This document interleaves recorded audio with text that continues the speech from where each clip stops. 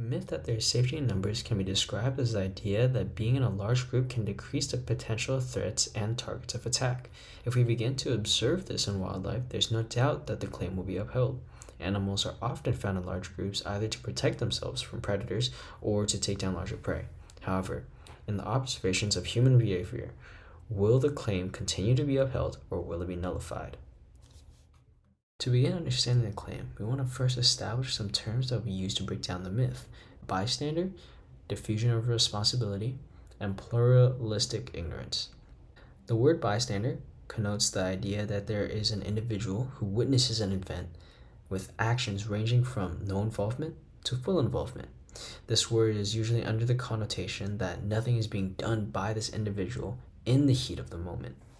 The situation previously described is a result of diffusion of responsibility. This term highlights the psychological concept of feeling less personally responsible when more people are within the surrounding area. This concept also ties with pluralistic ignorance. An unwillingness to be in harm's way or be bothered also causes individual to tend to leave a positive spin on any events going around them, ignoring them in the interest of personal convenience. Now that we understand these terms, what is the conclusion of the matter? Initially, we thought that bystanders were bound to be useless. In the case of Kitty Genovese, who was murdered in New York in 1964, out of 30 plus witnesses, nobody had dared to intervene.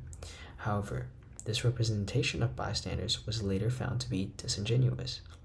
In a 2019 study on human behavior focusing specifically on the bystander effect, CCTV footage was taken to determine if public intervention was the norm across various urban locations.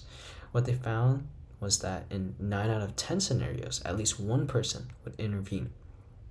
But even if 9 out of 10 people actually intervene in public conflicts, then why do people feel shy or scared to do as such?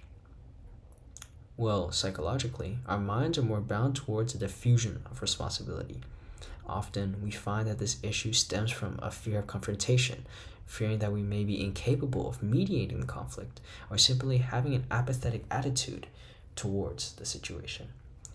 Whatever it may be, it usually leads towards pluralistic ignorance, where we ignore the situation hoping that in a large group of people, somebody else will have solved the issue for us. Does the myth still stand? Is there actually safety in numbers? Well, many may not be inclined to help you. The overarching results show that 90% of the time, at least one person will be willing to intervene in any serious public conflict. So the next time you step outside, you can have peace of mind knowing that there is safety in numbers.